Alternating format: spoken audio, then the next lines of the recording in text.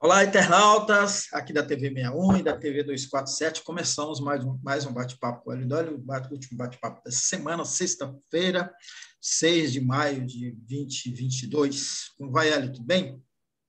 Tudo bem, Negrão? Bom dia a você, a todas e todos.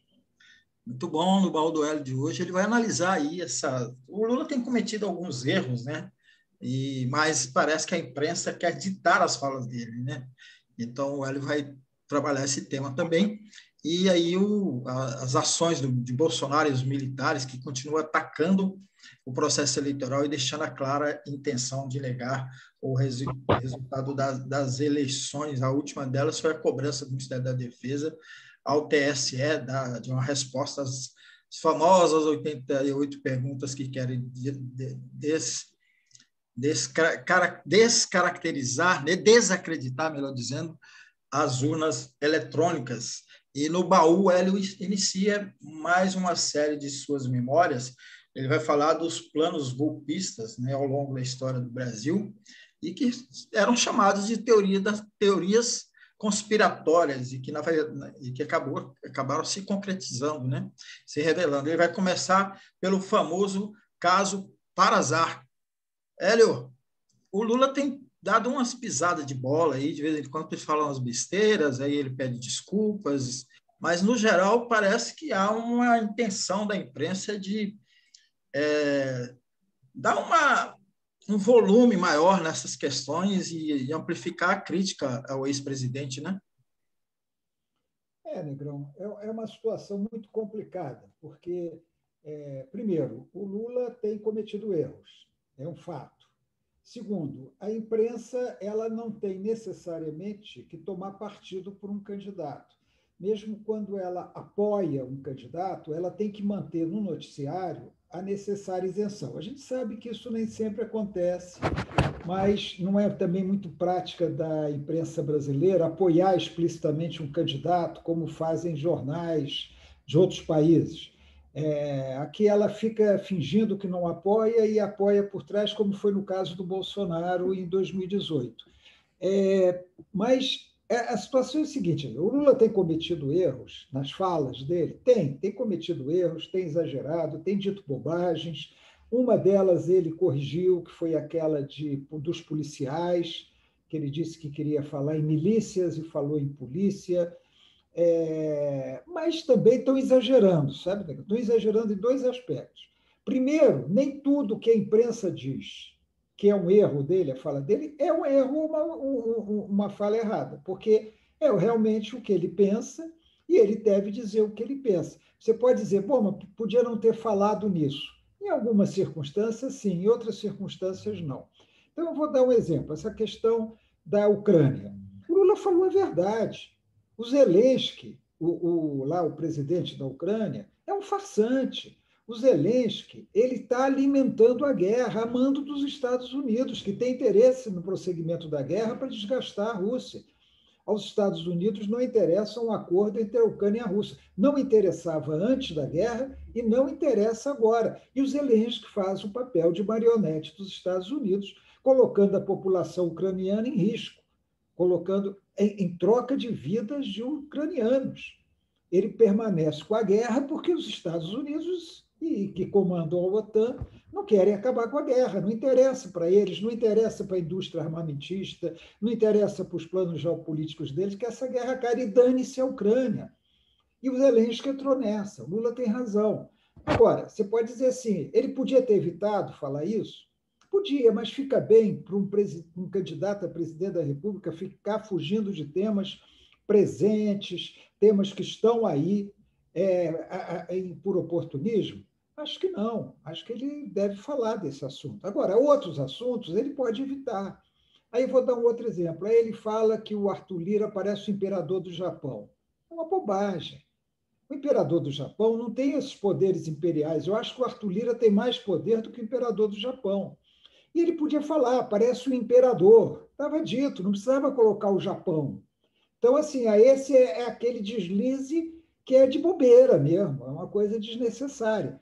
Agora, aí as pessoas falam, assessoria, como Como é que a assessoria vai fazer? Falar, Lula, quando você falar do imperador, você não fala que é do Japão. Ora, quem é que disse que a assessoria do Lula sabia que ele ia falar isso, que ele ia fazer essa comparação? Então, assim, a imprensa entra numas picuinhas que fica parecendo que ela está torcendo contra. Ela está torcendo contra. Ela não quer nem Lula e até agora nem Bolsonaro. Ela vai querer o Bolsonaro se ela vir que o Lula, como foi em 2018, quando vir que o Lula vai ganhar mesmo, que essa terceira via está cada vez mais inviável, pode ser que parte dessa imprensa acabe aderindo ao Bolsonaro, que vai ser um suicídio dela própria. Mas seus donos, não estou falando dos jornalistas, seus donos têm outros interesses econômicos que vão muito além da imprensa, que são muito mais amplos do que os órgãos de comunicação que eles têm. Então, tudo é possível. Então, o que está faltando? O Lula precisa realmente se conter. Ele precisa se conter, porque não dá para ficar criando essas polêmicas toda hora. Agora, o que, vendo de fora, totalmente de fora, sem ter o conjunto das informações, sem ter tudo, a impressão que me dá, o que falta mesmo na campanha do Lula é estratégia. É uma estratégia clara para ser seguida não só pelo Lula, como por todos os que estão na campanha.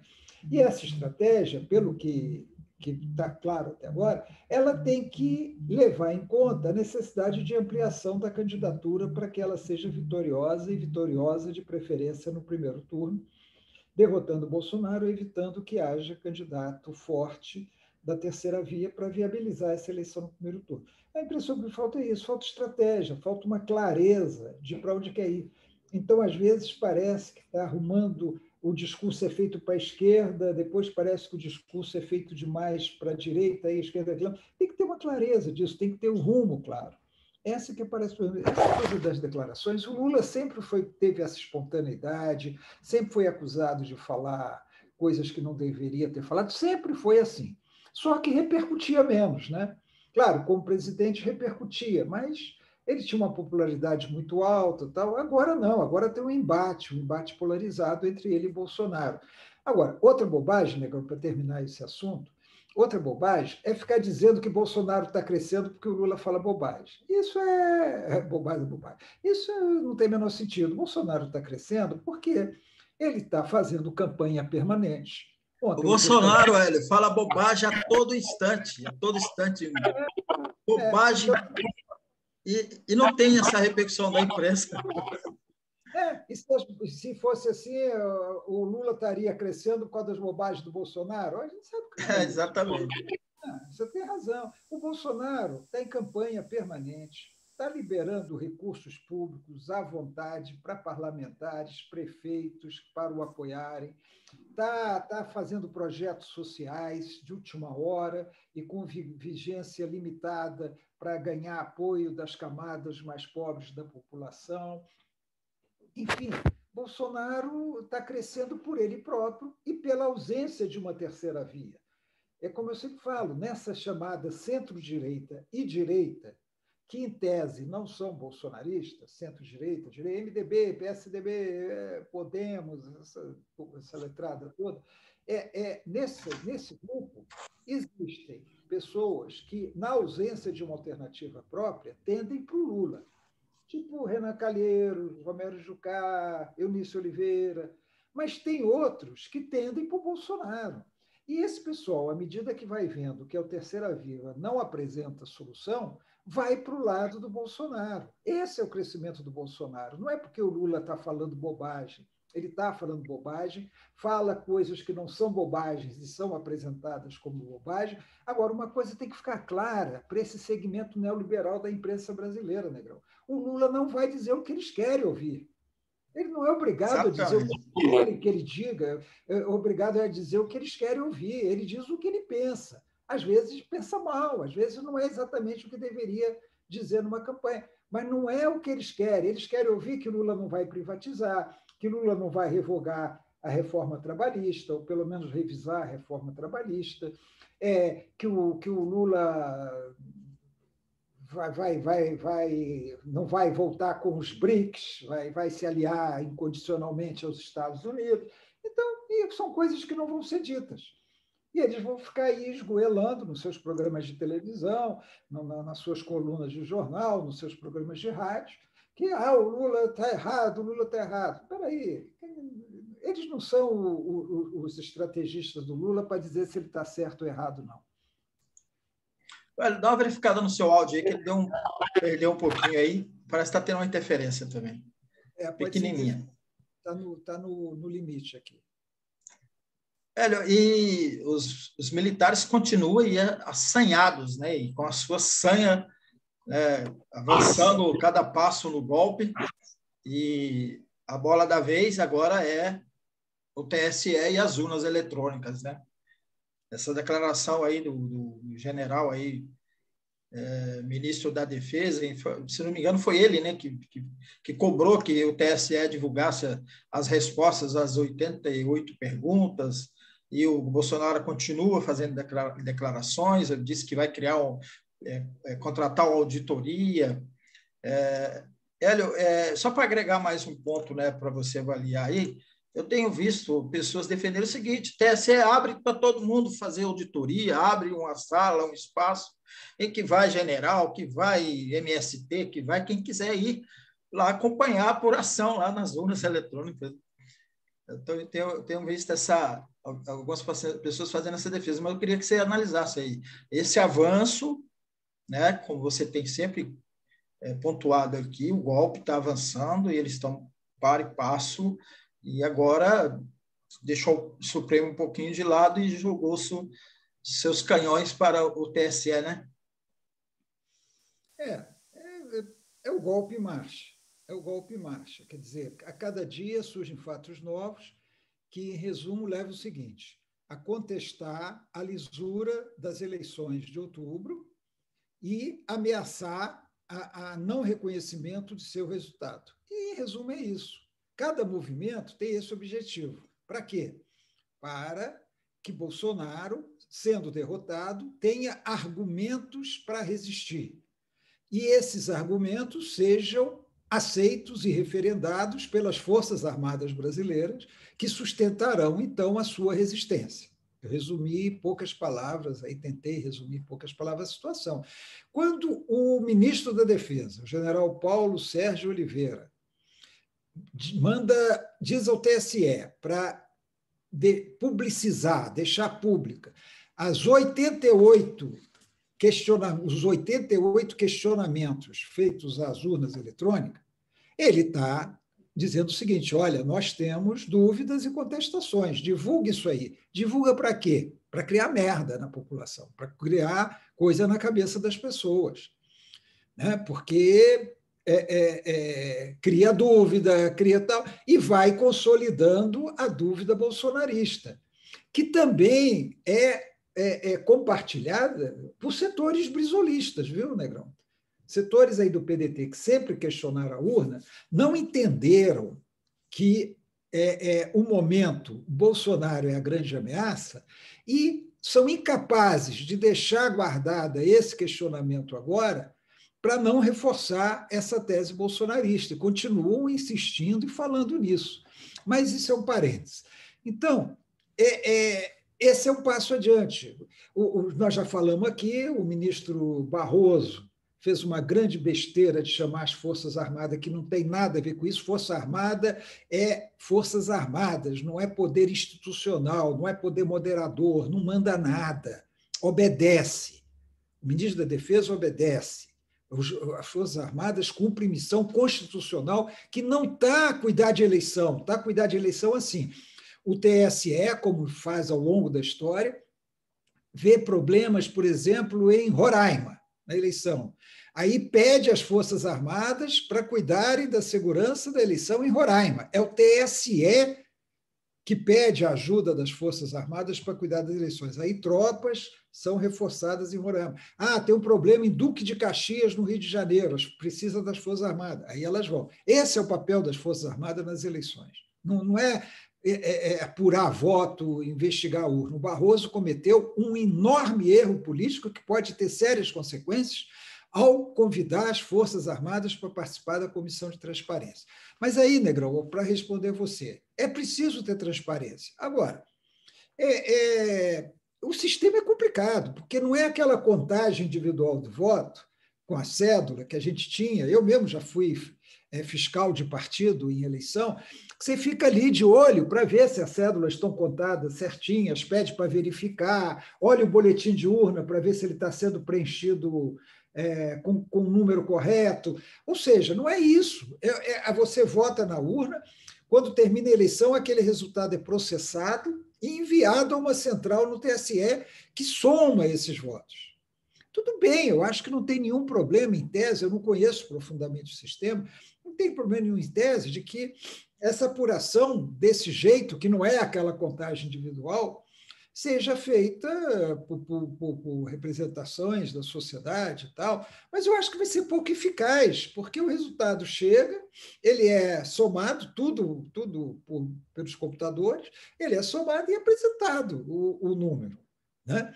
Eu até, pessoalmente, eu sou favorável à impressão do voto separadamente, não em todas as urnas, mas por amostragem. Eu, pessoalmente, sou favorável. Quer dizer, em todas as urnas, mas que depois seja apurado por amostragem, para verificar se tá coincidindo o resultado eletrônico com o resultado ali do voto impresso. Mas não é momento mais de falar nisso, não é momento de discutir isso, nós estamos há poucos meses da eleição, e a eleição está sendo questionada não é por causa da urna eletrônica. O questionamento está sendo feito para recusar o resultado. A urna é mero pretexto. Essa questão da urna eletrônica é mero pretexto. Bolsonaro foi candidato quantas vezes a deputado e nunca questionou a urna eletrônica? Os filhos deles foram candidatos quantas vezes e não questionaram a urna eletrônica? Então, isso aí é mero pretexto. E é muito grave, Negrão, o Bolsonaro dizer que quer contratar uma empresa de auditoria para apurar e dizer que é o seguinte, se essa empresa pedir dados ao TSE, o TSE tem que mandar os dados. Espera aí, Bolsonaro, empresa de auditoria privada agora vai mandar nas eleições brasileiras? Quer dizer, sabe quem vai contratar a empresa, Negrão? É o PL, do Valdemar Costa Neto, um exemplo de homem honesto no Brasil, o cara mais primor, honesto, né? né? Vai Um contratar primor. uma auditoria. Então, isso aí, Negrão, são só sinalizações da resistência do Bolsonaro. Aí vem, o chefe da CIA, em 2021, disse para o general Heleno, para o general Braga Neto, para parar de questionar as urnas. Tal. Grande droga, que eles vão obedecer ao chefe da CIA por quê? Sabe? E o que a CIA tem a ver com a eleição no Brasil também? Então, começar a usar também a CIA dos Estados Unidos para dizer que ela referenda as urnas eletrônicas. A CIA referendar as urnas eletrônicas é até um mau sinal, na minha opinião, entendeu? Porque somos interesses norte-americanos aqui. Tudo bem, eles agora acham que não é mais o Bolsonaro, como achavam e levaram a candidatura. Os Estados Unidos não querem mais Bolsonaro. Tudo bem, mas não tem que interferir nas eleições brasileiras. Né? Não tem nada que interferir nas eleições brasileiras. Então, Negrão, nós continuamos, vamos dizer assim, céleres a caminho do golpe. Aí só um dado adicional, Negrão, que não tem muito a ver com isso aqui. Você sabe que nós vamos ter eleição na Colômbia. Nós não, eles vão ter, né? Eles vão ter eleição na Colômbia. E o candidato favorito é de esquerda. É o Gustavo Petro, que foi guerrilheiro, e que é o favorito, está na frente e é de esquerda. As Forças Armadas colombianas, Negrão, estão ostensivamente fazendo campanha contra o Gustavo Petro. Estão ostensivamente fazendo campanha contra ele. Então, é um exemplo que pode ser seguido aqui, porque há muita semelhança hoje entre a Colômbia e o Brasil. Mas eu diria o seguinte: Bolsonaro quer que o Brasil vire uma Colômbia. Você sabe que na Colômbia, parece que só nos 2 primeiros meses do ano, ou 3 primeiros meses, 52 líderes sociais, comunitários, foram assassinados por grupos paramilitares. Lá tem uma forte presença de grupos parlamentares. O governo é repressivo, o governo já cegou muitos estudantes em manifestações com balas de borracha, o governo mata, é um governo opressivo, mas sobre o aparato de ditadura, de democracia. A Venezuela é uma ditadura, a Colômbia é uma democracia. Falso. Colômbia, falso. Colômbia é um governo autoritário, repressivo, dominado por paramilitares. Que a milícia deles, né, Hélio? Que anda, inclusive, uniformizada, tal, né? Todo o aparato. E lá os militares ostensivamente estão fazendo campanha contra o candidato da esquerda. Então, a gente tem que ter muito cuidado aqui mesmo, viu, Negrão? E não acreditar nessa pacificação de Fux, Rodrigo Pacheco, não sei o quê. Isso tudo é jogo de cena, isso tudo é bobagem. A resistência a esse golpe tem que dar com ações muito mais concretas, muito mais efetivas do que ficar chazinho de Fux com Rodrigo Pacheco, dois grandes vasilinas da República. Exatamente, era isso que eu queria comentar, né? Eu acho que esse beijamão aí de Fux e Pacheco vai reforçando essa sanha e esse assanhamento aí dos generais, né? Mas também lembrar, né, que foi Toffoli, né, lá atrás, que cometeu a primeira besteira de levar um assessor especial e fazer declarações absurdas, né, que não houve ditadura e essa história toda. Mas vamos para o baú do Hélio, porque ele vai abordar aqui no baú temas relacionados ao que a gente está acabando de falar, né? Essas conspirações golpistas. Ele começa pelo... A gente vai abrir uma série de suas memórias sobre isso. Ele começa com o caso Parazar, o caso muito, assim, me perdoando o chavão, né? Muito emblemático em relação à questão dos militares na ditadura. Então, vamos lá, Hélio. Negrão, diante desse quadro que nós temos hoje no Brasil, de uma ameaça de golpe, de uma eleição decidida por uma facada, que até hoje as circunstâncias são muito estranhas, tem diversas pontas soltas, e dessa mania que muita gente, incluindo muitos jornalistas, tem, de que quando aparece uma coisa assim, você fala, olha, isso é falso, isso está errado, é teoria da conspiração.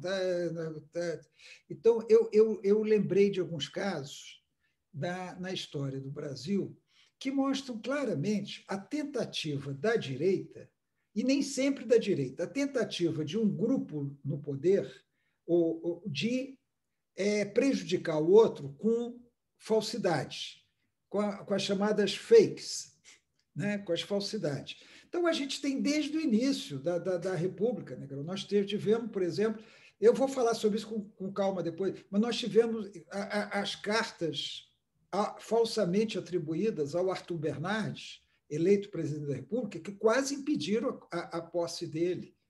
Depois, nós temos o caso do Plano Cohen, que eu vou falar, esse eu vou detalhar melhor depois, que foi uma articulação militar para possibilitar o golpe de Getúlio Vargas em 1937, e que era falso, foi atribuído aos comunistas, e era um documento falso, criado no Exército. Né? Mas nós temos fatos mais... nós tivemos a Carta Brandi. Carta Brandi foi uma carta também inventada para falar das ligações subversivas entre o general Perón, na Argentina, e o vice-presidente João Goulart no Brasil, para impedir, o eleito vice-presidente, para impedir a posse de Juscelino Kubitschek. Também era falsa a Carta Brandi. Mas nós temos dois fatos já no tempo da ditadura. Um deles é o Parazar, que eu vou falar hoje. O outro é o Rio Centro, que também é um caso importante de uma articulação de atos criminosos para responsabilizar a esquerda. Então, a gente tem muito isso. A imprensa precisa ser mais cuidadosa ao aceitar as versões oficiais. Para fazer também um parênteses, nós temos agora aquele caso da Ucrânia, daquela cidade em que apareceram cadáveres. Aquilo é uma armação. É uma armação da Ucrânia com seus aliados para responsabilizar a Rússia. Eu não estou dizendo que a Rússia não possa cometer atrocidades, assassinatos, não estou dizendo isso, mas ali foi uma armação. Aqueles cadáveres apareceram depois que os russos foram embora. Quem matou aquela turma ali foram os nazistas que estão incrustados no exército ucraniano. E coloca-se a culpa na Rússia, e a imprensa ocidental, por interesse, ou por ingenuidade, ou por preguiça, bate palma como se fosse verdade. Mas vamos falar rapidamente do Parazar, talvez não dê tempo da gente falar tudo hoje, sabe, Negro? Por causa do nosso tempo aqui. Às vezes as pessoas falam, vocês estão falando demais, eu não dou conta de ouvir tanto tempo de conversa. Mas, Negrão, em 1968, então eu estou começando pelo Parazar, antes de falar do Plano Cohen, porque eu já estava aí, eu estava no movimento estudantil, em 1968, e aí, Negrão, nas passeatas do Rio, começou a acontecer das pessoas em cima dos prédios, no centro do Rio de Janeiro, jogarem objeto em cima dos policiais. Jogavam livrões, jogavam objetos e jogaram uma máquina de escrever que atingiu um soldado. Então, o Exército, as forças policiais ficaram muito irritadas com esse fato do pessoal da... Era apoio mesmo, era apoio. O pessoal que estava nos escritórios, apoiando os estudantes que estavam se manifestando nas ruas, jogando coisas em cima dos policiais. Então, o brigadeiro João Paulo Burnier, né, que era era do Ministério da Aeronáutica, né, Ministério da Aeronáutica, ele convocou um grupo de resgate. Era um grupo muito positivo em suas ações, era um grupo de resgate que a aeronáutica tinha, que foi muito importante para resgatar índios doentes, para resolver problemas em áreas distantes. Era um grupo que não haveria por que ser atacado. O Parazar era um grupo de resgate. Ele convocou militares do Parazar para observar a paisana, para observar as janelas e ver onde estavam jogando alguma coisa em cima das tropas, com autorização de identificar, subir e matar. Matar quem estivesse fazendo isso. E ele mobilizou 13 militares do Parazar para isso, que foram lá à paisana. Nessa época, o comandante do Parazar, esse nome é importante, Negrão, é um herói, Capitão Sérgio Ribeiro Miranda de Carvalho. Era conhecido na tropa como Sérgio Macaco. Naquela época não era uma ofensa, né? Assim, chamar de macaco. Ele não era preto, não, mas ele era negro, vamos dizer, mas não era preto. O Capitão Sérgio Ribeiro Miranda de Carvalho, Sérgio Macaco, ficou popularmente conhecido assim, ele estava fora do Parazar, estava viajando quando houve isso. Quando ele chegou, ele reclamou, falou, olha, não é função nossa fazer isso, está errado, o Parazar não é para isso. E depois nós não podemos entrar numa sala e matar as pessoas que estão lá, essa não é a nossa tarefa. E aí começou a ter um problema com o comando. Aí esse brigadeiro João Paulo Burnier, o que ele fez, Negrão? Você está aí o Sérgio, o Capitão Sérgio. Vocês vão ver que ele foi muito corajoso, levando em conta as circunstâncias da época, viu, Negrão? O que aconteceu? O Burnier e um outro brigadeiro que estava recém-chegado daqueles treinamentos na Escola das Américas, que era na zona do Canal, no Panamá, que era domínio americano, os Estados Unidos dominavam a zona do Canal e tinha lá uma escola que formava repressores, torturadores para a América toda. E esse brigadeiro Hipólito da Costa tinha chegado de um curso lá na zona do Canal, e ele e o brigadeiro Sérgio Burnier... O que é isso, Negrão? Temos 8 minutos. Desculpa. Tá. Eu vou contar a história até onde for possível, Negrão, porque essa história é importante para a gente compreender. No dia, eles fizeram uma reunião, chamaram o Parazar inteiro para fazer uma reunião e lá anunciaram que o Parazar iria se meter na repressão não só aos estudantes, como em modo geral. E qual era o objetivo deles, Negrão? Era em 1968, muitas manifestações, muito movimento político contra a ditadura, que tinha sido implantada em 64, e eles queriam dar um golpe. É por isso que eu estou falando desse assunto hoje. Eles queriam que houvesse um golpe para radicalizar a ditadura, como de fato aconteceu no AI-5, mas eles queriam pior do que isso. Eles queriam uma ditadura ferrenha que exterminasse mesmo toda a oposição. Então, o que eles planejaram? Eles planejaram que o Parazar executaria uma série de atentados no Rio de Janeiro, atentaria contra a loja da Sears. A Sears era uma loja de departamentos muito grande na praia de Botafogo. Hoje é um shopping, mas a loja era Sears. E ele ia atentar contra o Citibank, que é um banco americano, contra a Embaixada dos Estados Unidos. Iria explodir, fazer explosões, mas as principais explosões, Negrão, eram muito graves. Uma seria no gasômetro. O gasômetro existia ali perto da rodoviária Novo Rio, um lugar de grande movimentação. Eles queriam explodir o gasômetro. A explosão do gasômetro mataria centenas de pessoas, porque são depósitos de gás, aqueles depósitos de gás enormes, né?